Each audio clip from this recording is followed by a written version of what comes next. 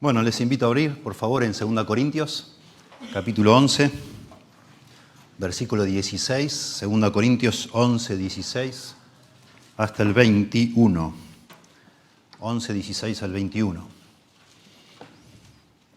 Vamos a ver hoy la necedad o la insensatez de jactarnos de nosotros mismos, o en nosotros mismos.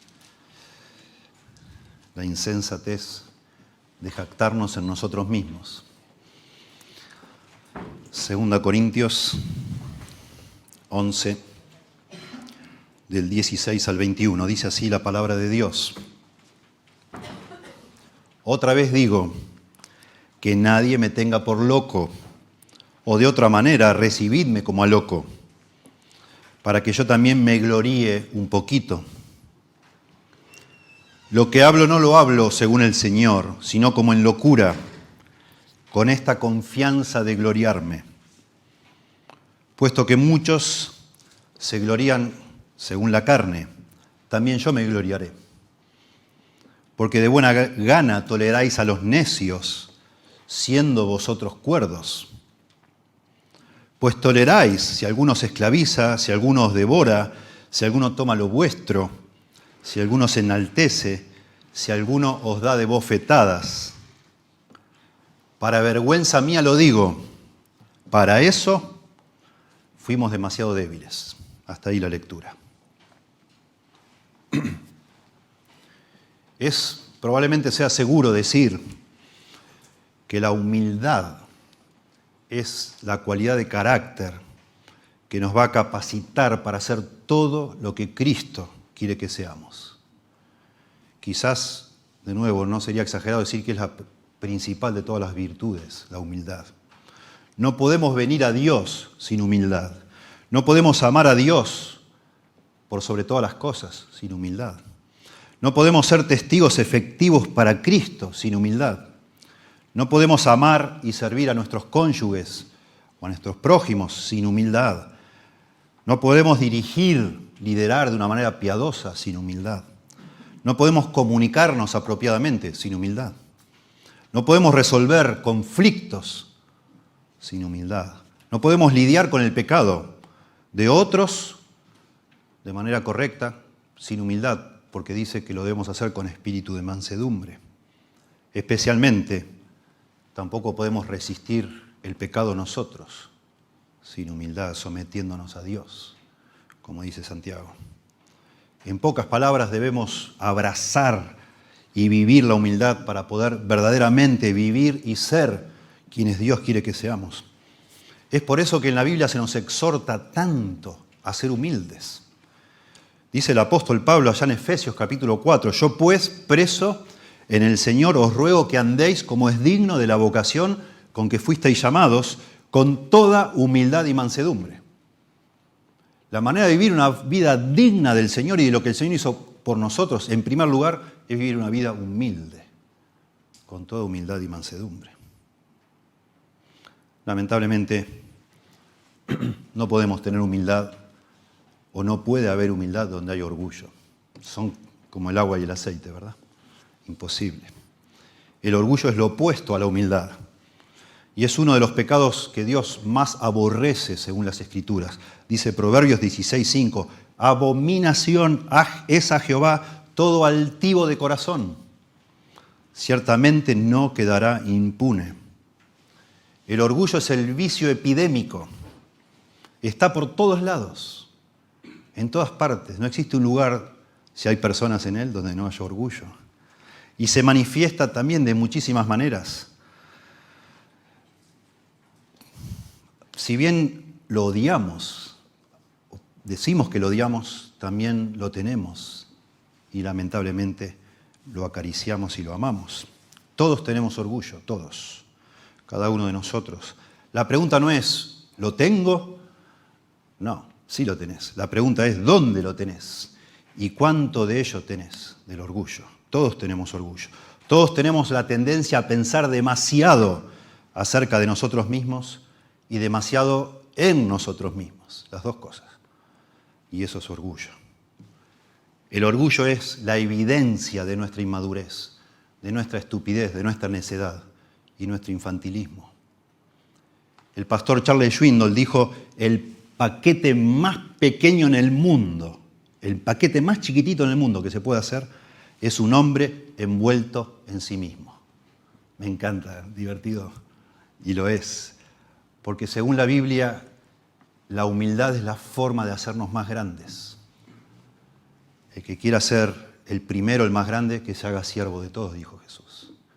Jesús dijo, cuando habló de Juan el Bautista, que era el más grande en el reino de los cielos. Y Juan el Bautista es quien dijo, es necesario que él crezca y que yo mengüe. Y por eso lo estaba diciendo Jesús. Porque Juan el Bautista era una persona humilde, verdaderamente humilde, que decía, yo no soy digno ni siquiera de desatarte los cordones de tus sandalias o de atarte los cordones de tus sandalias. Así como la humildad nos hace grandes, si bien la Biblia no lo dice, el orgullo nos hace pequeños, pequeñitos, demasiado. Tantas advertencias en la Biblia contra el orgullo. ¿Has visto hombre sabio en su propia opinión? Más esperanza hay del necio que de él. Proverbios 26:12. Un hombre llamado Andrew Murray, un escritor antiguo, dijo que el orgullo es la raíz de todo mal y todo pecado. No le erró. Eso ya en la Edad Media dibujaban como el árbol de los vicios y el árbol de las virtudes. Y en cada rama ponían como frutos distintos pecados, ¿no? La gula, la pereza, etc. Pero en la raíz del árbol ponían el orgullo. Y en la raíz del árbol de las virtudes, la humildad. El orgullo y la humildad. El orgullo es sin duda el principio de todo pecado. Por el orgullo pecó Satanás. Por el orgullo pecaron Adán y Eva. Porque pensaron que si comían de ese árbol iban a poder tener más de lo que tenían y discernir las cosas como Dios las discierne. Interesante cuando leemos la literatura actual o más o menos actual, qué tan poco se escribe sobre el orgullo, qué tan poco se escribe sobre la humildad. Tenemos que remontarnos hacia el tiempo de los puritanos, 500 años atrás, para leer muchísimos, tanto sobre el orgullo como sobre la humildad. Es asombroso. En la Biblia está por todos lados el orgullo, por todos lados. Solo una lista es incompleta, pero en la Biblia se nos habla del orgullo y la jactancia, de la posición, Mateo 23:6, de la habilidad, 2 Crónicas, 26:15, el orgullo y la jactancia de los logros, Daniel capítulo 4, Nabucodonosor, leímos recién, verso 22. ¿No es esta la gran Babilonia que yo edifiqué? Sácate, ahí mismo el Señor lo sacó de su palacio y lo tiró al pasto. El orgullo y la jactancia de la riqueza, 1 Timoteo 6, verso 17, de las posesiones, Mateo 6, 19, del conocimiento, Isaías 47:10, del saber, 1 Corintios 8:1, el conocimiento envanece, pero el amor edifica. Del conocimiento espiritual, Lucas 22:24, de la autojustificación, el creer que podemos salvarnos nosotros mismos por nuestros méritos, Romanos 10:20. El orgullo de ser estimado o querido, Gálatas 1:10. Si todavía agradara a los hombres, dice Pablo, no sería siervo de Cristo. Y hasta el orgullo de las experiencias espirituales, 2 Corintios capítulo 12, verso 7. Está tan impregnado por todos lados el orgullo que hasta es posible que estemos orgullosos de nuestra humildad, las personas. De que nos sintamos más humildes que otros y internamente, al menos internamente, nos jactemos de eso. Tremendo. Nuestra carne se inclina al orgullo, sale de adentro nuestro, pero aún más, en la Biblia se nos dice que el orgullo le da un pie al diablo, desde afuera nuestro también, para tentarnos. El puritano Thomas Watson dijo, hablando del orgullo, el orgullo es una borrachera espiritual, sube como el vino al cerebro y lo intoxica. Es idolatría, un hombre orgulloso es un adorador de sí mismo. Un hombre orgulloso es un adorador de sí mismo. En la Biblia tenemos términos, tanto en el Antiguo como en el Nuevo Testamento, para hablar del orgullo. Es una introducción larga, porque vamos a desarrollar más breve el pasaje. Miren, si algo asombra de este pasaje que acabamos de leer, 2 Corintios 11, del 16 al 21, es la preocupación de Pablo de subrayar antes de jactarse, porque se va a jactar Pablo, a partir del verso 21. Subrayar, pero no una, sino como 6 veces, que lo que va a hacer es una locura. Que lo que está por hacer de jactarse es una necedad.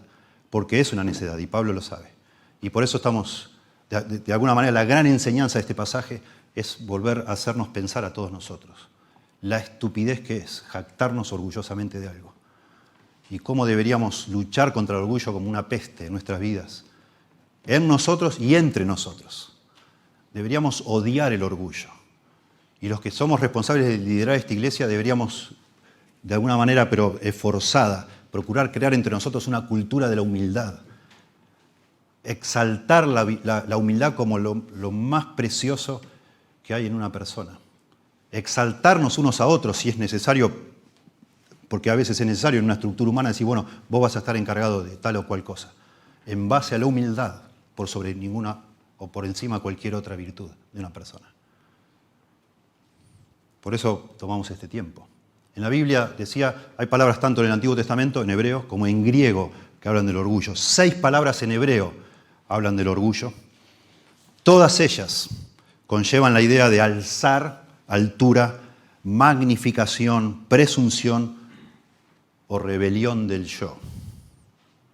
En el lenguaje griego, las palabras que ocurren para orgullo se dividen en 2 categorías. Muy interesante. Un grupo particular de estas palabras en griego sugiere la idea de estirar el cuello, de levantar el cuello, como mirar por encima de otros, como si se levantara la cabeza por lo que uno piensa que ha hecho o logrado por sí mismo. Ser altivo, magnificar también. La otra categoría de palabras en el griego, una, levantar el cuello, sentir encima de los demás. La otra, muy interesante, conlleva la idea de ceguera.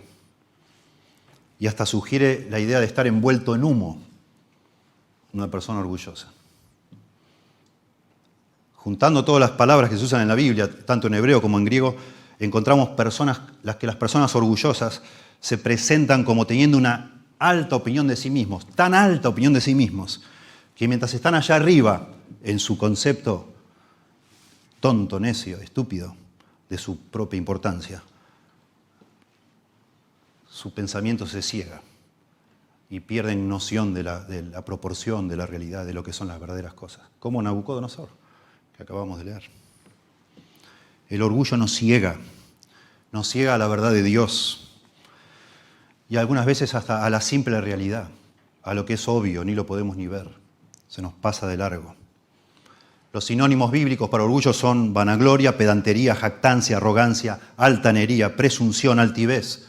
Una persona orgullosa en la Biblia es alguien engreído, burlón, egoísta.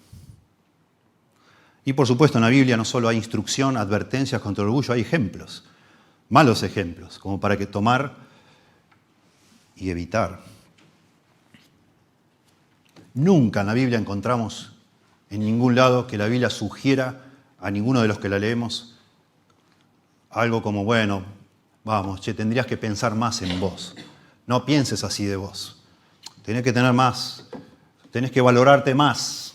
Nunca la Biblia dice eso. Tenés que tener mayor autoestima. Jamás. Todo lo contrario.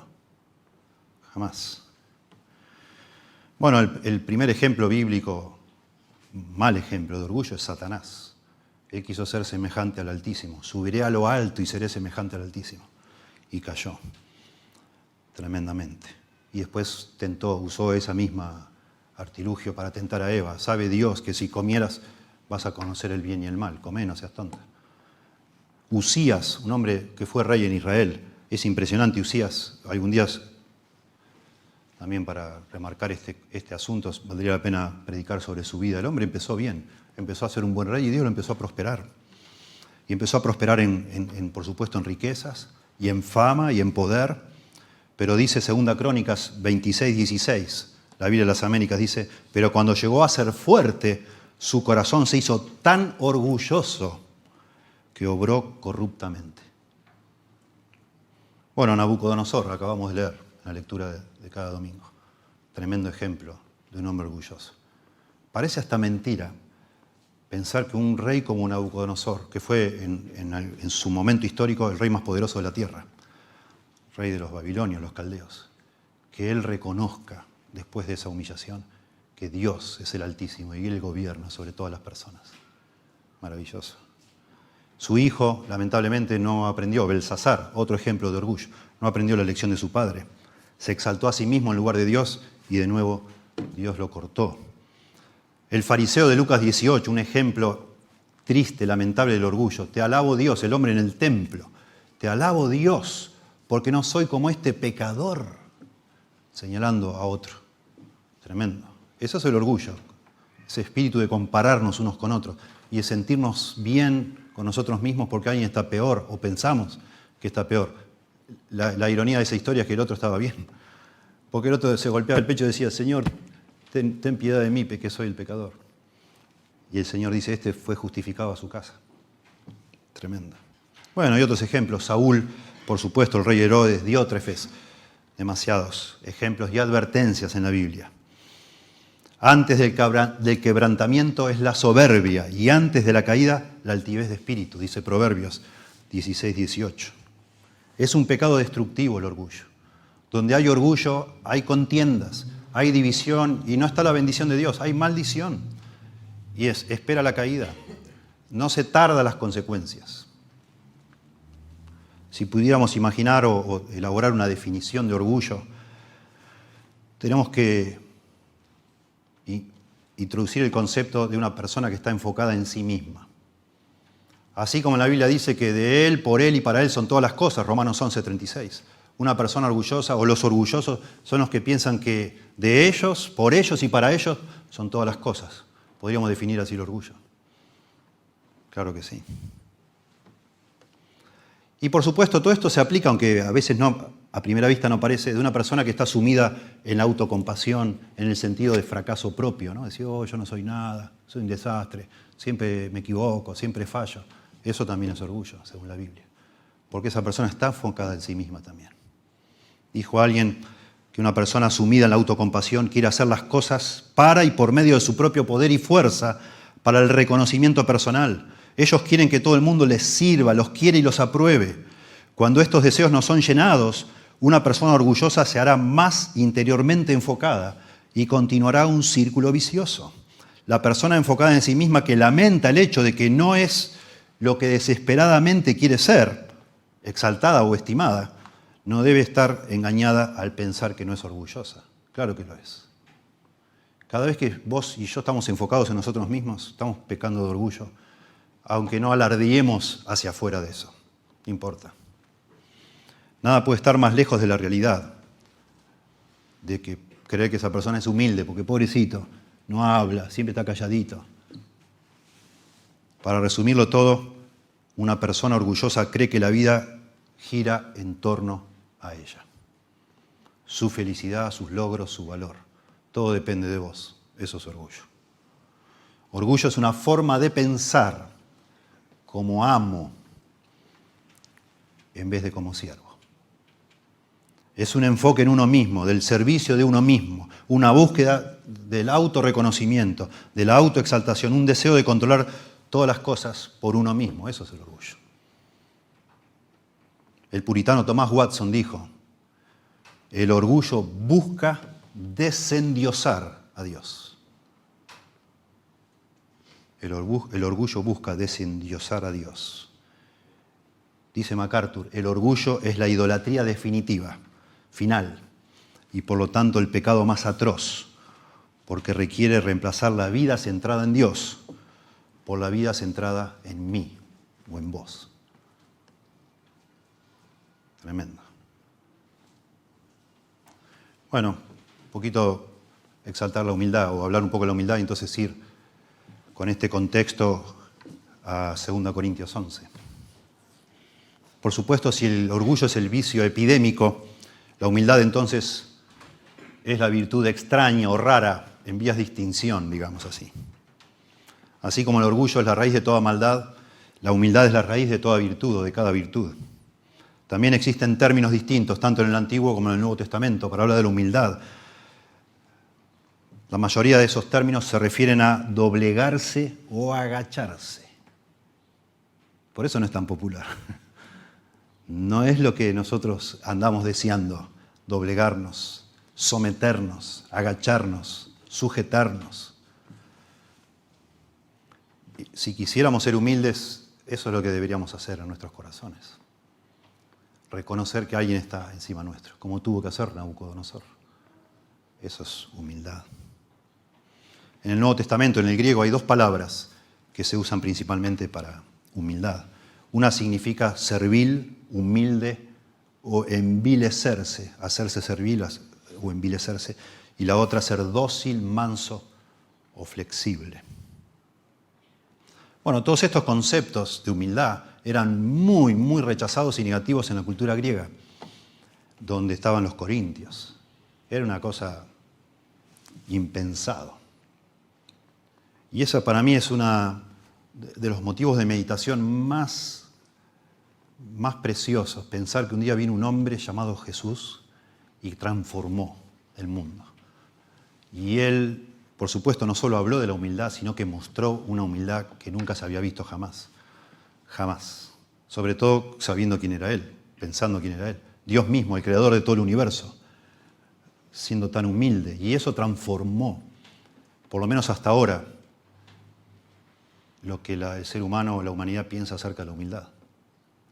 Cuando la humanidad desecha a Dios, desecha la humildad. El doctor John Piper, vamos a leer al final, él dice que la humildad es como la sombra de Dios. Si se va Dios, se va la humildad.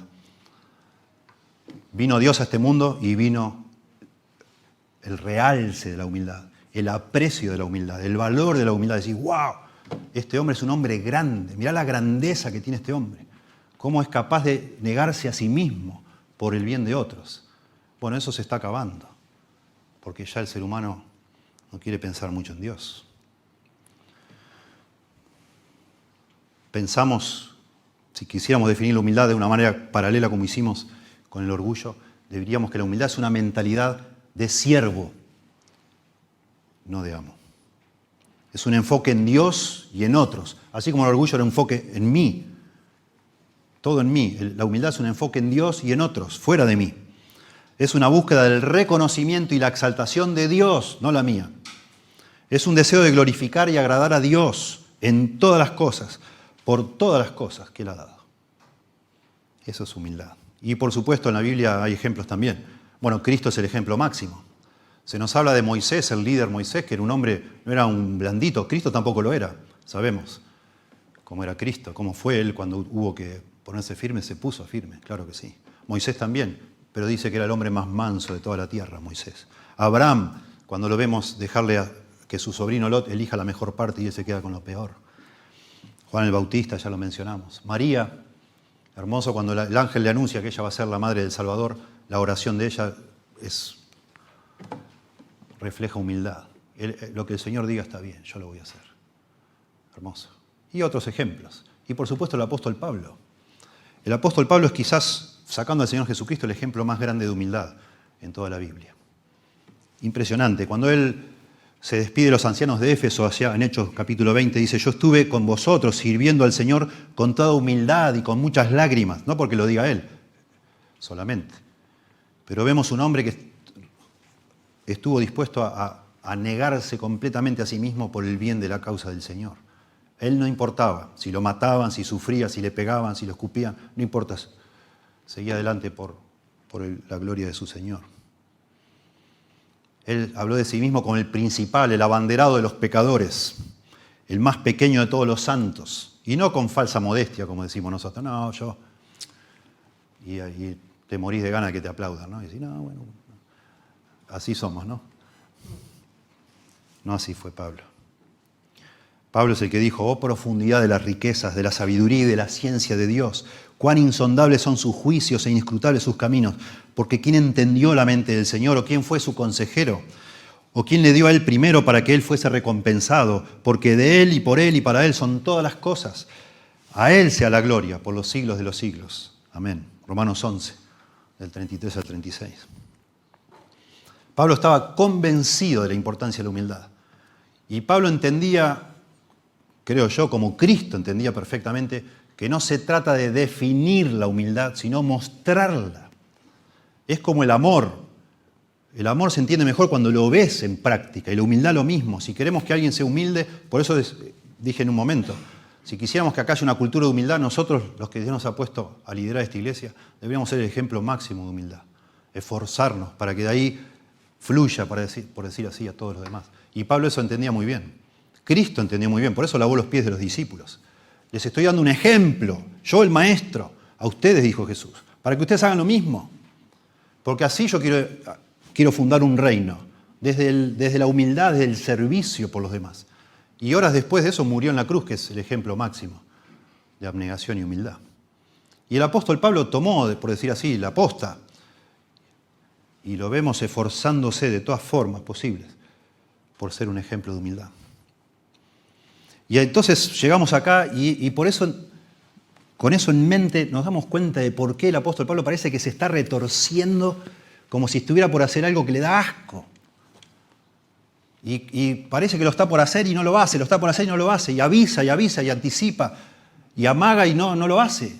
Ya dijo en el capítulo 11, verso 1, acuérdense, ojalá me toleraseis un poco de locura, sí, toleradme. La palabra locura traducida acá es la palabra insensatez, necedad. Estoy por decir algo que es una barbaridad, dice Pablo. No lo tomen muy en serio, no es mi manera de ser, no es lo que yo diría habitualmente. Estoy por jactarme de algo. Tolérenme un poco de locura, dice Pablo. Y al final parece que va a empezar a hablar, a jactarse, y no lo hace. Y pasan los versículos, y viene el verso 16 y dice, otra vez digo, como que no se anima, parece. Porque es una repulsión asquerosa. Está por actuar como si fuera un orgulloso soberbio, y no lo es. Pero no lo quiere hacer, y lo va a hacer. Y ahora vamos a entender por qué lo hace. Pero dice, otra vez digo, que nadie me tenga por loco, por insensato, por estúpido. O de otra manera, si al final me van a tomar por loco, bueno, recibidme como a un loco, como a un necio, para que yo también me gloríe un poquito. Lo que hablo, bueno, etcétera. Ahora lo vamos a explicar. Ya lo vamos a explicar. Pablo entendía perfectamente, como debemos entender nosotros, que para que la iglesia esté más llena de Dios, tiene que estar más vacía de nosotros mismos. Es la única manera. Y él enseñaba eso, él fundó esta iglesia. Y la iglesia, el centro de todo debe ser Dios, no el que predica, no el fundador, no el apóstol, nadie, Dios. Para que la iglesia esté más llena de Dios, tiene que estar más vacía de nosotros. Y el problema que, Pablo fundó, les habrá enseñado todas esas cosas. Por supuesto, predicó el Evangelio, hubo conversiones, gente nacida de nuevo, y salió para ir a fundar otra. Y un buen día aparecieron falsos maestros con completamente un mensaje opuesto, diciendo, no, esto no es así, muchachos. La presencia de Dios en la vida de una persona se ve por la importancia que esa persona tiene, por la forma en que habla, por su poder, por la forma en que se viste, por su riqueza, su bendición. La bendición se ve con el auto que tenés, con la casa que te compraste, con la ropa que vestís. Y si somos hijos del rey, tenemos que vivir como reyes, más o menos. Por supuesto habrán dicho otra cosa, pero eso es lo que se dice hoy. O gente piensa. Y Pablo dice, no, al contrario, el hombre de Dios tiene que pasar desapercibido. Acá lo que importa es Dios. El Señor es la cabeza de la iglesia. No estas personas, no las personas. Y estas personas se jactaron y los corintios les fascinó, porque así es la cultura, o era la cultura griega. Y al final los corintios mordieron el anzuelo y dijeron, sí, es verdad, estos hombres son verdaderos líderes, son personas importantes, son personas que parecen sabias, que saben lo que están diciendo. En cambio, Pablo no lo parece. Y se dejaron engañar por estas personas. Y Pablo escribe esta carta, y en este momento la carta, en esta parte final, la sección final, no es un asunto de ego esto, no está defendiendo su lugar, su ego, sino que está tratando de defender la iglesia. Era necesario que Pablo haga algo con estos chantas, como decimos nosotros. Estos granujas que eran unos farsantes, que estaban aprovechando la debilidad de los corintios para comérselos vivos, para estafarlos. Y Pablo, ya viene de varias maneras diciendo, los últimos versículos que vimos del verso 13, 11, del 13 al 15, directamente los trata de falsos apóstoles, que fueron enviados aún que están sirviendo a Satanás directamente, etc. Pero ahora Pablo está a punto de meterse en lo que Él no quiere hacer. Es como si Él dijera, ok, para ustedes, las reglas para ustedes, ¿a ustedes les encanta que alguien se jacte? Bueno, ok, me voy a jactar entonces. Solo para mostrarles quién de verdad es un siervo de Cristo y quién es un mentiroso. Y sí se va a jactar Pablo. Pero eso es algo espantoso. Pablo va a hacer un mal ejemplo y él lo sabe y no quiere hacerlo. Y por eso, en primer lugar, verso 16, Pablo, de alguna manera, aunque va a jactarse, nos está diciendo que el orgullo jactancioso es una necedad e insensatez. Es necio, es insensato. Es estúpido que nos jactemos orgullosamente. Otra vez digo, que nadie me tenga por loco, o de otra manera recibidme como a loco, para que yo también me gloríe un poquito. Recuerden, la palabra loco es la palabra necio, insensato. La palabra afrón es la palabra loco ahí. A es no, frón es mente. Es sin mente. Por eso la mejor traducción para mí sería insensato, sin sensatez. Es una persona que no piensa. El que se está enorgulleciendo es una pobre persona que no entiende nada, está ciego acerca de sí mismo y de las cosas. La palabra afrón, dice una obra de referencia, es carencia de salud y sobriedad mental. Un hábito de mente desenfrenado y carente de consideración. Otra obra dice la carencia de la percepción razonable de la realidad de las cosas naturales y espirituales. O el imprudente ordenamiento de la propia vida con respecto a la salvación. Es como tener una confusión mental. Por eso traduce acá loco o necio. Necio, el problema de la palabra necio es que tiene una connotación moral también para la cultura judía. Un necio no es solo una persona que no sabe pensar bien, sino también que tiene maldad. De alguna manera el orgullo está relacionado, por supuesto, con eso. Ni hablar, porque deja fuera a Dios siempre. Por eso la palabra es loco, necio, insensato. Es una necedad. Primera verdad que enseña Pablo. Es una necedad que nos jactemos. Ustedes admiran a estos hombres que los están liderando, pero esos viven jactándose. Pero eso es una necedad. Yo voy a cometer la misma necedad y me voy a jactar. Pero quiero que se entienda bien que lo que estoy por hacer ahora es una actuación. Voy a actuar que soy como ellos, pero no es verdad que yo soy así. Por eso él dice así, que nadie me tenga por loco. Yo no soy loco, voy a actuar como si fuera un loco, pero no lo soy. Solo quiero que me escuchen un poco lo que yo haría si me tuviera que gloriar, y se va a gloriar. Lo más lindo, después lo veremos en el próximo sermón, pero él se gloria. Él no empieza a decir, bueno, yo fundé 25 iglesias, yo hice esto, yo hice lo otro, yo estuve con el Señor, yo tuve una visión. No dice nada de eso. Empieza a hablar de todas sus debilidades. Los mata. Se empieza a gloriar de todas sus debilidades, pero sí se gloria. Y le cuesta horrores, porque aún después que lo hace, dice, uy, discúlpenme, no, me siento espantoso de haberlo hecho, pero lo hice. Porque él quiere ser un ejemplo y siente que no lo es. Una persona orgullosa es insensata porque es una persona ignorante acerca de sí misma. Es una persona que no se conoce de verdad. No entiende cómo son las cosas. ¿De qué te jactás? Dice la Biblia. Ahora lo vamos a leer. Yo lo digo como un argentino. ¿De qué te jactás? ¿Sos loco vos? ¿Acaso no te conocés a vos mismo? ¿No te das cuenta la cantidad de problemas que vos tenés y debilidades? ¿De qué te sentís más grande que los demás? ¿En qué? No entendés nada. Dice 1 Corintios 4:7, que son los mismos Corintios. Años antes Pablo les escribe, ya Pablo había visto que eran así ellos. 1 Corintios 4:7 dice, porque ¿quién te distingue? Decimos ahora en Argentina, ¿a quién te comiste? Dice Pablo. Es lo mismo, suena así. ¿Quién te distingue? ¿A vos quién te hizo creer que sos lo que sos? No sos nadie. ¿A quién te comiste? ¿Quién te distingue? ¿O qué tienes que no hayas recibido? Nada, todo lo que tenés lo recibiste, de lo que te estás jactando. Y si lo recibiste, dice Pablo, 1 Corintios 4:7, ¿por qué te glorías como si no lo hubieras recibido? ¿Ven? En eso consiste la insensatez, de jactarnos de algo. ¿Estás loco? Dice la Nueva Versión Internacional, el mismo pasaje, ¿quién te distingue de los demás? ¿Qué tienes que no hayas recibido? Y si lo recibiste, ¿por qué presumes como si no te lo hubieran dado? ¿Estás loco? es la necedad, es una necedad. La jactancia orgullosa es insensatez. Y Pablo va a actuar como si lo fuera, aunque no lo es. Va a actuar como si fuera un loco, dice. En segundo lugar, verso 17, dice, lo que hablo no lo hablo según el Señor, sino como en locura, con esta confianza de gloriarme. En segundo lugar, el orgullo jactancioso no solo es una insensatez, sino es opuesto al ejemplo y mandato del Señor.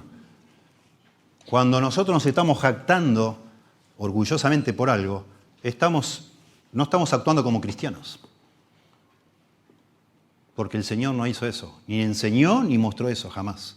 Y nosotros los cristianos se supone que somos seguidores de Cristo, que tratamos de hacer lo que hizo Cristo. Por eso él dice, tremendo Pablo, piensa. Pablo tiene una sensibilidad a flor de piel, él tiene miedo de hacer esto. Realmente es una repulsión. Por eso da tanta vuelta y después que lo hace, vuelve a pedir perdón. El Señor me está mirando y estoy por hacer algo que no es del Señor. No es del Señor esto. Lo que hablo no lo hablo según el Señor, sino como en locura, con esta confianza de gloriarme, dice Pablo. No está diciendo esto, no significa que lo que va a decir ahora no está inspirado por Dios, no es eso. Lo que está diciendo es que lo que hago, lo que voy a hacer ahora, no es lo que haría el Señor, jamás lo haría ese Señor, jamás. Pero yo lo voy a hacer porque los amo y no quiero que esta iglesia, si el orgullo sigue siendo la cultura de ustedes, esta iglesia no va a sobrevivir. Y eso corre para nosotros también. Si entre nosotros, el santo y seña entre nosotros es jactarnos, saber quién sabe más y quién puede más y quién logró más, esta iglesia está condenada a desaparecer. Y así los corintios. Y por eso Pablo dice, bueno, no, esto no puede ser. Y por supuesto, para dejarnos a nosotros, a todos, a lo largo de la historia, esta tremenda enseñanza. Con esta confianza de gloriar, me dice Pablo, noten qué dice. Lo que hablo no lo hablo según el Señor, no es lo que haría el Señor, sino como en locura, necedad. Con esta confianza de gloriarme. La palabra rara, la frase rara en griego, dice una versión, al jactarme tan confiadamente. Se podría traducir esta frase también en esta jactancia segura de sí misma. Haciéndome el canchero, fanfarroneando. Eso no haría el Señor. El Señor jamás fanfarroneó, al contrario, Él era el dueño de todo. El Rey de Reyes y Señor de Señores. Y estuvo todo el tiempo como de incógnito, escondiendo, velando, no estimando el ser igual a Dios como cosa que aferrarse, dice Filipenses.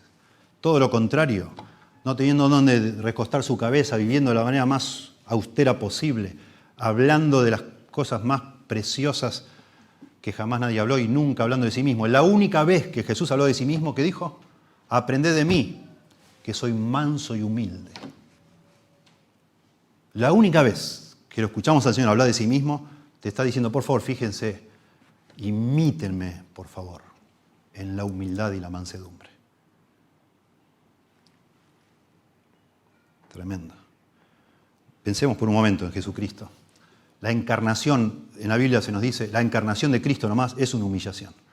Haber dejado la gloria del cielo y haber venido acá a ser escupido, maltratado, rechazado, burlado. Gente que se la creía, que no sé qué sabía, estaba frente al autor de la vida, a la persona más sabia, en quien se esconden todos los tesoros del conocimiento y de la sabiduría, dice. Y se le pulseaban a exponerse a todo ese tipo de humillaciones y de burlas.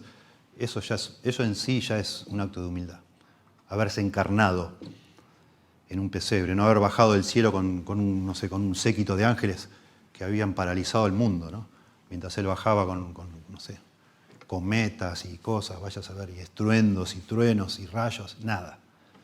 Ni siquiera le dieron un lugar decente donde nacer, imagínense. Dice Filipenses capítulo 2, versos 6 al 8, cuando se nos habla a no ser orgullosos, nada hagáis por contienda o por vanagloria. Dice, antes bien con humildad, considerándonos a los demás como superiores a nosotros mismos.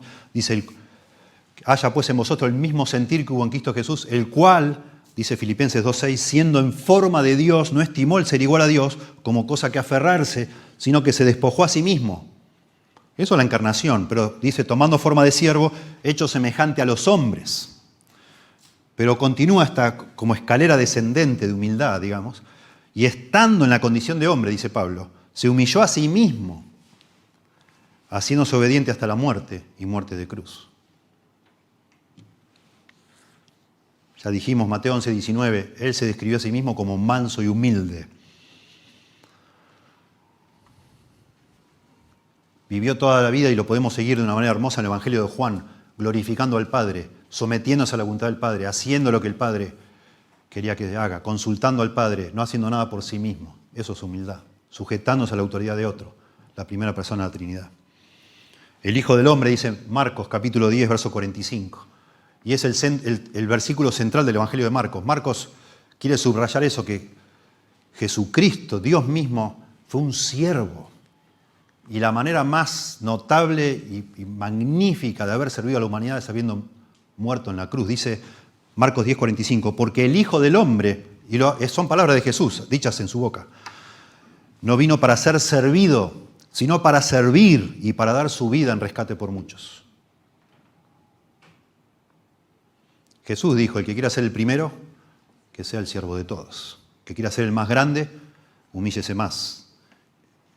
Cuanto más te humilles, más grande vas a ser. La persona más humilde, la más grande de todas, según Jesús. Eso lo pueden ver, por ejemplo, en Marcos capítulo 10, versos 43 al 44, justo antes de que diga esto, texto precioso. El Hijo del Hombre no vino para ser servido, sino para servir y dar su vida en rescate por muchos. La persona orgullosa es la última a los ojos de Dios, la última. Dios resiste a los soberbios, dice la Biblia, y da gracia a los humildes. Bueno, y lo vemos al Señor, como dijimos, Juan 13, lavando los pies de los discípulos. ¿Con qué necesidad? Dar el ejemplo de lo que Él quería que fuéramos nosotros, sus seguidores. Personas dispuestas a servir hasta el límite de lo escandaloso, digamos así. Pero horas después hizo todavía más escandaloso, muriendo desnudo en una cruz para salvarnos.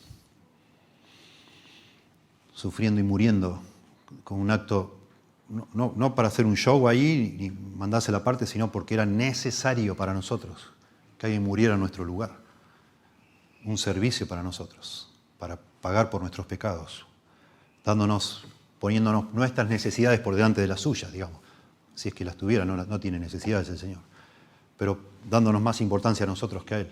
Él merece que toda la humanidad se postrara y lo adorara, pero eso lo dejó a un lado. Y la humanidad lo ignoró, y Él lo que estaba haciendo ahí en la cruz era pensando en vos y en mí, muriendo por nuestros pecados. Humildad, tremenda.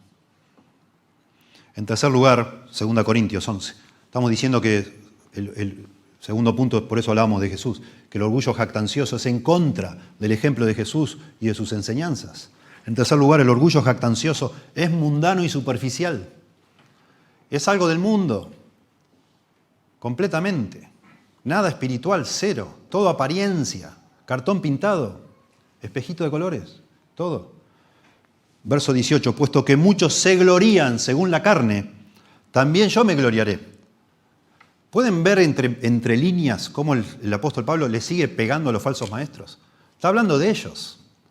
Ellos son necios por jactarse. Ellos no siguen el ejemplo de Cristo, ni siguen sus enseñanzas y dicen que son apóstoles de Cristo. No lo son. Ellos se glorían o se jactan en las cosas mundanas, puesto que muchos son ellos. Se glorían según la carne, yo también me gloriaré. Lo voy a hacer solo para ponerme al lado de ellos y que ustedes vean lo tonto que son ustedes, los absurdos que han sido, cómo se han dejado engañar. Y ese es el punto acá. Según la carne es según los hombres, según el mundo. Eso es lo que significa gloriarse según la carne. Son los estándares humanos, la cultura en la que vivimos. ¿Qué se valora en esta cultura? Bueno, se jactan de eso, de lo que la gente en esa cultura valoraba, según el mundo, según la carne, según la manera que lo hacían ellos. Así se jactaban, pero no de acuerdo a los ojos de Dios. De nada espiritual se podían jactar. Todo cosas humanas, mundanas, superficiales, apariencias externas, nada más.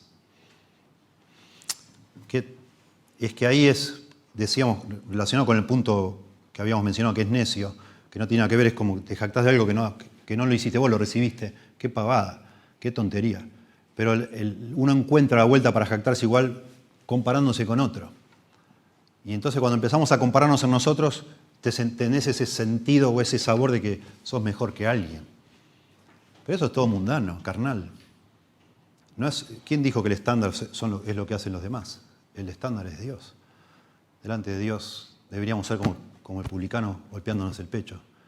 Sé propicio a mí, el pecador. Un comentarista dice, notablemente, me gustó esto, la mayoría de los que se jactan no se dan cuenta de lo que están haciendo. Es un signo de gracia de parte de Pablo que se dé cuenta y que vea su necedad. Claro que sí, lo hace a propósito. Pero es un hombre que tiene claridad mental para decir, esto es una locura. Él se da cuenta. Dado que una comparación con otros está inherente o es obvio en la jactancia, puede implicar menospreciarlos a otros. Como la jactancia tampoco, dice él, nunca está lejos de la exageración, existe también el peligro continuo de la mentira. Junto con la jactancia está la mentira, exagerar las cosas, y está el menosprecio a los demás. Claro que sí. No, una locura.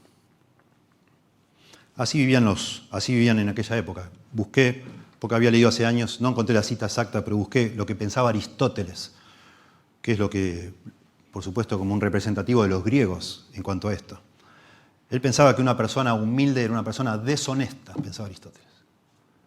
Él sospechaba de alguien humilde. Dice, qué raro este que es humilde. Algo raro está escondiendo. No puede ser. Está mal. Porque si es sabio y pretende no serlo, entonces él no es honesto, dice Aristóteles. Y además era un tonto. Si por causa de la humildad no se le daba el lugar y el honor que le correspondía. Qué tonto para él. Y leo en su libro llamado La Ética, o Ética para Nicómano, de Aristóteles, dice así, la persona humilde, siendo digna de buenas cosas, se roba a sí mismo de lo que merece y parece tener algo mal en sí mismo, por el hecho de que no piensa de sí mismo que es digno de buenas cosas y aparenta no conocerse a sí mismo, porque si lo haría, desearía las cosas de las cuales es digno, ya que estas cosas son buenas. Así pensaban los corintios. Y así les confundía ver a Pablo tan humilde, con esa humildad abyecta, extrema. Dicen, este hombre no puede ser un apóstol. ¿Qué hace sufriendo así? ¿Qué hace vestido así? ¿Qué hace trabajando, cosiendo tiendas? Está loco. Yo no puedo respetar a un hombre así. Los corintios no lo podían respetar a Pablo. Para los corintios la mansedumbre y ternura de Cristo, que Pablo cita en el capítulo 10, verso 1, era debilidad. Debilidad. Para los judíos también. Por eso en 1 Corintios Pablo dice que era un tropiezo tanto para griegos como para judíos. Cristo, la cruz. Qué salvador, qué líder espiritual voy a ser yo muriendo así desnudo en una cruz. Estás loco. Eso no tiene nada de admiración para la mentalidad de esa época y de los corintios, lamentablemente. Por eso Pablo dice que él se va a gloriar, está bien, como algunos que lo hacen de una manera mundana. Pero Pablo no era así. Pablo se gloriaba en la cruz, se gloriaba en Jesús, se gloriaba en Cristo. En eso se gloriaba Pablo, no en él. Jamás. Todo el tiempo dice, me glorío en Cristo. En la cruz me glorío. En todo eso que esta sociedad desprecia. En cuarto lugar, y último lugar, el orgullo jactancioso nos ciega al engaño y la manipulación. Qué paradoja, ¿no? Creyéndose sabios, creyéndose importantes, estas personas estaban siendo completamente manipuladas por estos falsos maestros. Capítulo 11, versos 19 y 20. Y 21, la primera parte. Porque de buena gana toleráis a los necios, siendo vosotros cuerdos, pues toleráis si alguno os esclaviza, si alguno os devora, si alguno toma lo vuestro, si alguno os enaltece, si alguno os da de bofetadas. Esto es muy sarcástico. Pablo empieza con un halago, con un aprecio a los corintios, pero es para decirle qué absurdo que son, queridos hermanos míos. Ustedes son sabios. Acá dice cuerdo, la Reina Valera, la palabra sabio. Son tan brillantes, dice Pablo, pero tan sabios que soportan a estos imbéciles que los explotan. Qué sabios que son ustedes. Con mucho gusto soportan a los tontos, siendo sabios ustedes mismos. o a los locos o a los necios, siendo sabios ustedes mismos. Porque ustedes soportan que alguien los esclavice, los devore, se aproveche de ustedes, les golpee la cabeza. La Nueva Traducción Viviente, que es una paráfrasis, me parece a mí capta bastante bien. Dice, después de todo, ustedes se creen sabios, pero con gusto soportan a los necios. Verso 19. Aguantan cuando alguien los esclaviza, les quita todo lo que tienen, se aprovecha de ustedes, toma el control de todo y les da una bofetada. Y el verso 21, la Nueva Traducción Viviente, dice, me da vergüenza decir que nosotros fuimos demasiado débiles para hacer lo mismo. Está hablando de una manera muy sarcástica. Me faltó fuerza, dice Pablo, a mí para explotarlos a ustedes, para bofetearlos a ustedes también. Ustedes ahora se están dejando hacer cualquier cosa por esta gente que ustedes creen que es superior a ustedes. Y ahí está el problema. Escuchen, por favor, un razonamiento. Si entre nosotros hay una cultura del orgullo y la jactancia, es que nosotros llegamos a pensar que hay personas que son mejores que nosotros, que son superiores a vos, que la tienen re clara, que saben un montón o que no sé, que están en otro nivel que vos. Y entonces los exaltamos. Si ese fuera el caso, nosotros estamos como una manera realmente absurda a que alguien nos manipule, a que alguien nos saque el dinero, a que alguien nos mandonee, nos controle, nos obligue a hacer cosas solo porque pensamos que es superior a nosotros. Eso sucede cada vez que se exalta la jactancia orgullosa. Cada vez decir, es un fenómeno. No, lo dijo fulano, lo dijo mengano. Por favor, pensá por vos mismo. El único acá maravilloso entre nosotros es el Señor Jesucristo. Los demás, todos los demás, somos consiervos, somos siervos del Señor, esclavos de Cristo, todos. No hay nadie superior entre nosotros. Y si pudiéramos entender eso y cultivar entre nosotros la verdadera humildad, eso nos defiende cuando alguien se viene en nuestro seno a decir que él tiene la precisa, tiene la claridad que vos no tenés, es un iluminado. ¿Qué iluminado? No existen los iluminados, no existen. Eso es todo jactancia, fanfarronería para aprovecharse de los demás. Y es lo que estaban haciendo estos falsos maestros, aprovechando esa mentalidad mundana de los corintios. Se hicieron a ser los superiores y una vez que ellos los aceptaron como líderes, los desplumaron. Dice un comentarista, los oponentes son oportunistas, que están explotando los gustos exaltados de los corintios para ganar lugares de honor y estima para sí mismos dentro de esa iglesia. Y es notable la lista que da Pablo, pero es como que les está cacheteando Pablo con esa verdad. Ustedes que son sabios, o que se creen sabios, ¿cómo puede ser que toleren, soporten a estos necios? Y no solo eso, dice Pablo, soportan que los esclavicen. La idea es que ustedes están dejando que los lleven por la nariz, que otra persona les diga lo que tienen que hacer. Que venga alguien y les diga, no, anoche Dios me dijo, Dios me mostró y hacé lo que yo digo, Dios me dijo que tenés que hacer esto, tenés que renunciar al trabajo, no tenés que ir a estudiar más, eso es del mundo, eso es de la carne, vení, tenés que servir acá, tenés que ayudarme a mí y cosas por el estilo. Manipulación, pero cosas, ustedes sabrán si han estado en alguna otra iglesia, las cosas que hacen hacer a la gente en el nombre de Dios, estos supuestos superiores que vienen bajando en una nube. No existe eso. No solo soportaban ser explotados, parece que hasta que lo disfrutaban, dice Pablo, cuando dice, ahí dice la palabra devorar, ¿verdad? Si alguno os devora, la palabra devorar es explotar, si alguno te explota. Se refiere a la avaricia de estas personas. Y sugiere, por supuesto, que los corintios estaban dejándose de explotar, le daban lo que le pedían, porque los consideraban más importantes que ellos. Si alguno toma de lo vuestro, lo mismo. Eso de tomar de lo vuestro da la idea de poner una carnada y atrapar un ave o un pez. La iglesia ha sido tomada, ese es el punto. Si alguno se enaltece, lo toleráis. Otra vez, si una persona se vende a sí misma, dándose importancia. Si alguno os da de bofetadas, no sabemos si es literal esto o no, pero habla de un abuso, de pronto abuso psicológico, espiritual. Si alguno por lo menos de palabra, te da de bofetadas, te mandonea, te insulta, te agrede. Tremendo. Es realmente sorprendente que una iglesia fundada por el apóstol Pablo en tan poco tiempo esté rendida a este tipo de prácticas manipulatorias. Tremendo. Una imagen realmente muy fuerte de líderes agresivos, codiciosos, autoritarios, que mantienen el pie sobre la iglesia para edificar su propia autoridad. Tremendo. Eso sucede cada vez que se fomenta esta cultura de la jactancia orgullosa. Hay personas más y menos importantes en el seno de una iglesia y eso no está bien. Y pasa en la política lo mismo. Tremendo. Y en cualquier ámbito humano, ¿no? Que alguien que se la da de alguien que está por encima de otros y otro que de una manera ingenua se lo toma así y realmente admira. Al que lo está explotando lo admira. Le tiene una devoción ciega y le están explotando. Y aún así dice, no, pero lo hace por mi bien. ¿Cómo que lo hace por tu bien? ¿En qué forma? Capítulo 11, verso 21, y termina con esto Pablo también, pero muy sarcástico. Para vergüenza mía lo digo. Él está tratando de hacerles sentir vergüenza a ellos. Pablo, al decir todo esto, dice, pero qué estúpidos que son. ¿No les da vergüenza haber dejado que esta gente se infiltre ahí y los tienen ahí como si fueran gurús? Y ahora Pablo da vuelta y dice, para vergüenza mía lo digo.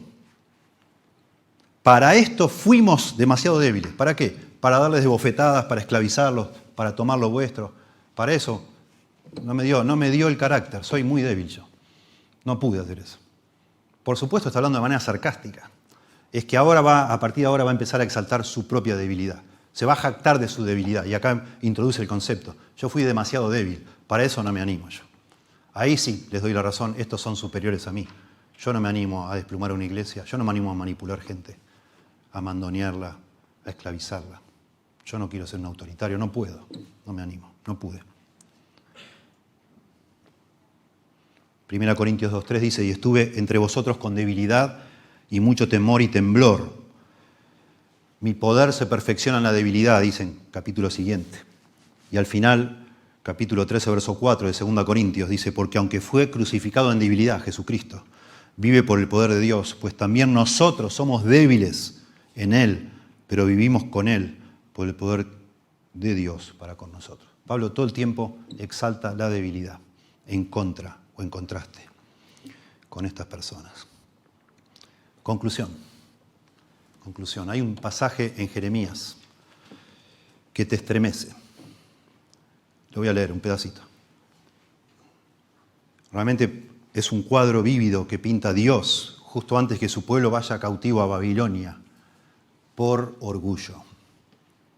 Dice Dios, Jeremías 13:17, escuchad y oíd, no os envanezcáis, pues Jehová ha hablado. Dad gloria a Jehová Dios vuestro, antes que haga venir tinieblas y antes que vuestros pies tropiecen en montes de oscuridad y esperéis luz y os la vuelva en sombra de muerte y tinieblas. Dios diciendo, por favor no se envanezcan, den gloria a Dios, dobléguense, dóblense ante Dios. Verso 17, mas si no oyereis esto, noten lo que dice Dios, en secreto llorará mi alma a causa de vuestra soberbia. Dios le está diciendo al pueblo de Israel, y si no oyereis, se iban cautivos y se fueron cautivos y fueron destruidos el templo, Jerusalén. Pero Dios dice, si no me oyeres, en secreto llorará mi alma a causa de vuestra soberbia, y llorando amargamente se desharán mis ojos en lágrimas, porque el rebaño de Jehová fue hecho cautivo. El orgullo destruye una iglesia, destruye la obra de Dios. Nos destruye la vida, nuestra familia, todo lo que toca destruye el orgullo. Pablo sabía que si la iglesia de Corinto seguía en ese modo orgulloso, Satanás la iba a destruir completamente. Porque para que la iglesia esté más llena de Dios, tiene que estar más vacía de nosotros. Déjenme leer algo más, por favor. Terminando, a mí me impactó esto mucho. Por supuesto, para que Dios crezca, como decía Juan el Bautista, es necesario que nosotros menguemos, ¿verdad? para que Él sea el primero entre nosotros, nosotros debemos movernos al segundo, tercer, cuarto lugar. John Piper, en un libro que se llama Gracia Futura o Futura Gracia, dice lo siguiente: la humildad no es una característica popular en el mundo moderno, no se pregona en los programas de entrevistas, no se celebra en los discursos de grado a fin de año, no se recomiendan los seminarios sobre diversidad, no se enumeran los valores centrales corporativos. Si usted se acerca a la sección enorme de autoayuda en su librería, encontrará pocos títulos que celebren la humildad. La razón básica no es difícil de entender. La humildad solo puede sobrevivir en la presencia de Dios. Escuche, esto es para mí lo valioso. La humildad solo puede sobrevivir en la presencia de Dios. Cuando Dios se va, la humildad se va. Yo me animo a decir, entre paréntesis, cuando la humildad se va, Dios también se va. De hecho, podría decirse que la humildad sigue a Dios como una sombra. Podemos esperar que nuestra sociedad aplauda la humildad tanto como veamos a Dios aplaudido. Hace poco, dice Piper, un artículo de opinión en mi periódico local captó la atmósfera de nuestro tiempo que asfixia a la humildad. Y dice así el periódico de su lugar: hay algunos que se aferran ingenuamente a la memoria nostálgica de Dios. El feligrés promedio se toma unas pocas horas a la semana para experimentar lo sagrado, pero el resto del tiempo está inmerso en una sociedad que ya no reconoce a Dios como una fuerza omnisciente y omnipotente, digna de ser amada y adorada. Hoy somos demasiado sofisticados para Dios. Podemos valernos por nosotros mismos. Estamos preparados y listos para elegir y definir nuestra propia existencia. Tremendo. Orgullo, soberbia. En este ambiente, termina Piper diciendo, la humildad no puede sobrevivir. Desaparece con Dios. Cuando se rechaza a Dios, el Dios con minúscula, segundón, toma su lugar, es decir, el hombre. Y tal cosa, por definición, es opuesta a la humildad. A saber, el espíritu de altivez, llamado orgullo. Eso toma su lugar. El ambiente, la cultura que respiramos se opone a la humildad. Es hostil a la humildad. La iglesia debe ser una contracultura. Nosotros aquí debemos valorar la humildad por sobre todas las cosas. Para que Dios sea el centro de esta iglesia. Para que la iglesia esté llena de Dios, tiene que estar vacía de nosotros. Para que tu familia esté más llena de Dios, tendría que estar más vacía de vos. Claro que sí. Para que tu vida esté más llena de Dios, tendría que estar más vacía de vos. Para que mi vida esté más llena de Dios, tiene que estar más vacía de mí. Señor, damos gracias por tu palabra. Por favor, úsala en nuestras vidas. Solo tú, Señor, solo tú, si tú estás aquí guiándonos por medio de tu palabra, con su autoridad, solo así podemos nosotros luchar como una peste contra el orgullo que anida en nuestro corazón de cada uno de nosotros, que nos hace competir unos con otros, que hace que anhelemos ser exaltados, apreciados, admirados, aplaudidos, amados, como si eso fuera nuestra vida, Señor. Se nos va la vida buscando eso y te ignoramos a ti, Dios, o te desplazamos, te corremos del centro para ponernos nosotros y recibir la gloria y la atención. Que por favor tu palabra nos ilumine, Señor. Que el Espíritu Santo que mora en nuestro corazón, a los que te conocemos, nos dé opere en nuestra alma, como dice tu palabra, para que deseemos la humildad, la busquemos, para que no cesemos de luchar contra el orgullo, pues sabemos que esto nos va a acompañar hasta el día de nuestra muerte, Señor. No va a haber un solo día en nuestra vida donde el orgullo no esté presente. Por eso pedimos que nos ayude, Dios, a decir menos yo, mí, me, y más tú, Señor. A ti sea la gloria, Señor. Porque de ti, por ti, para ti son todas las cosas, Señor. A ti sea solamente la gloria. Por favor, Dios, en el nombre de Jesús. Amén.